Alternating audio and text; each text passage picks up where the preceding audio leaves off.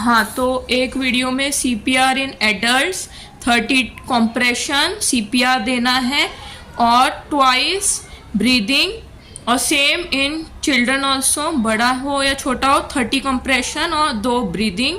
ये cycle 5 times repeat. अगर नहीं होश आया, अनकॉन्शियस ये पेशेंट, तो फिर से रिपीटेड अनलेस कोई मेडिकल स्टाफ आया या एम्बुलेंस आई, उतने टाइम तक रिपीट करना है।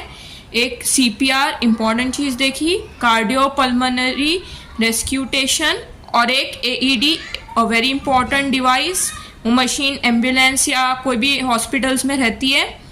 ऑटोमेटेड एक्सटर्नल डिफिब्रिलेटर, जिसको कैसे यूज़ करते हैं वो भी मैंने समझाया। मेरे पास वो मशीन तो नहीं है, लेकिन मैंने तो भी समझाया जितना हो सके।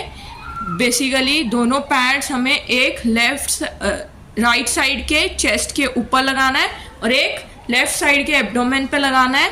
वो मशीन अगर कोई यूज़ कर रहा है फॉर द फर्स्ट टाइम या पहले भी यूज़ किया तो उस पर लिखा रहता है कि कैसे प्लेस करना है। वो मशीन बोलती भी है कि कैसे प्लेस करना है, कितना कंप्रेशन देना है, कितना ब्रीदिंग देना है।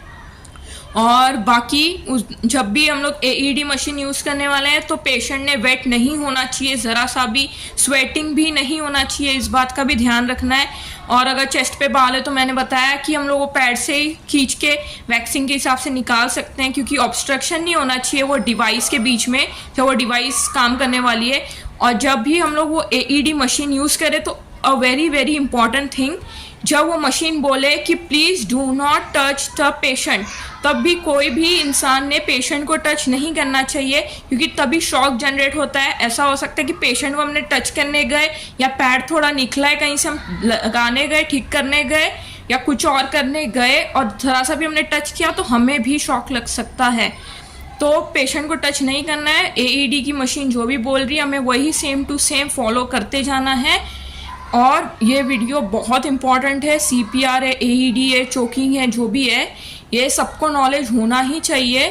कभी भी कोई भी इंसान या बच्चा है, कोई भी बड़ा है, हमें किधर भी रोड पे या कहीं पे भी दिखे, हमने हर एक इंसान की मदद करनी चाहिए।